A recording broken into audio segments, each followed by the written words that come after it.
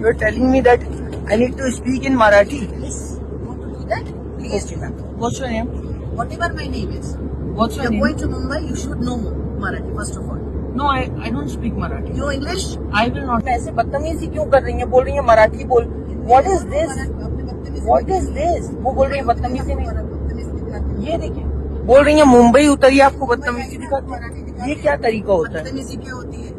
ये क्या तरीका होता है? मला मराठी माहिती नाही ना, तुम्ही बसा. एयर इंडिया में ये बदतमीजी हो रही है एंड ऐसे ऐसे लोग ट्रैवल कर रहे हैं. क्लियरली मुझे धमकी मिली कि तुम बॉम्बे जा रहे हो, बदतमीजी क्या होती है तुम्हें वहां बताएंगे. देखो भैया, इंडिया में जो भाषा है ना, अब केवल बोलने का जरिया नहीं है, अपनी भावनाओं को प्रकट करने की चीज नहीं है, एक रणभूमि बन गया है. हम बात कर रहे हैं उस भाषा युद्ध की जिसमें भाषा बन गई है पहचान, राजनीति और भविष्य का सवाल. जब कोई अपनी भाषा बोलता है तो वो सिर्फ शब्द नहीं बोलता है, वो अपनी जड़ें, संस्कृति और शान दिखाता है. तमिलनाडु से लेके असम तक हर जगह भाषा आत्मसम्मान की लड़ाई बन चुकी है. हम कह सकते हैं भाषा इज इक्वल टू पहचान, और पहचान पर कोई समझौता नहीं होता है साहब. अब जब ये युद्ध छिड़ा है और इतने ब्रॉड लेवल पे छिड़ा है कि हमारे पूरे देश में चल रहा है, तो भैया ये राजनीति का हथियार कैसे नहीं बनेगा. जो महाराष्ट्र में आना चाहता है, जो अपना पेट भरना चाहता है, जिनको लगता है कि महाराष्ट्र में अपने बीवी बच्चियाँ सेफ है, सुरक्षित है, उनको मराठी आनी चाहिए. जब कोई मराठी का अगर आदर नहीं करेगा ना, वो मार खाने ही वाला है. नेशनल एजुकेशन पॉलिसी में 3 भाषा का फॉर्मूला आया.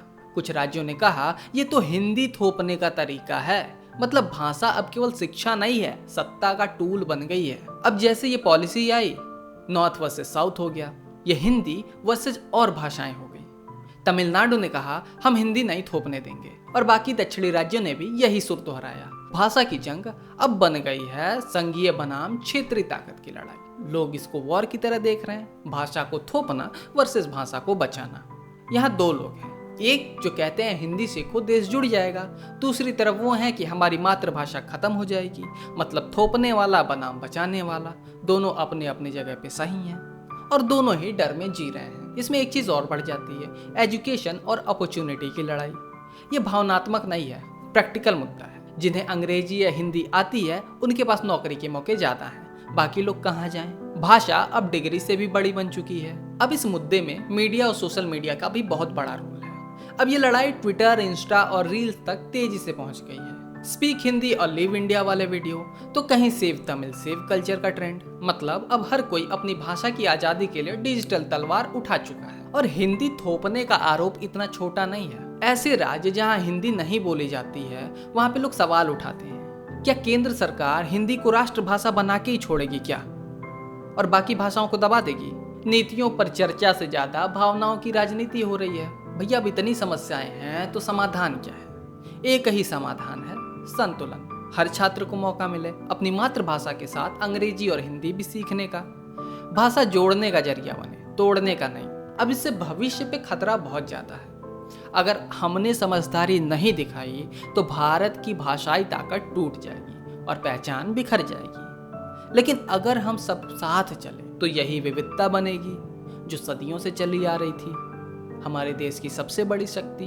अब बात यह है कि हम और आप जैसे लोग क्या कर सकते हैं. तो भैया अगर तुम क्रिएटर हो तो जिम्मेदारी तुम्हारी भी है. अपनी भाषा बोलो लेकिन दूसरों की भी इज्जत करो. अपने कंटेंट में अलग अलग लैंग्वेजेस का यूज करो.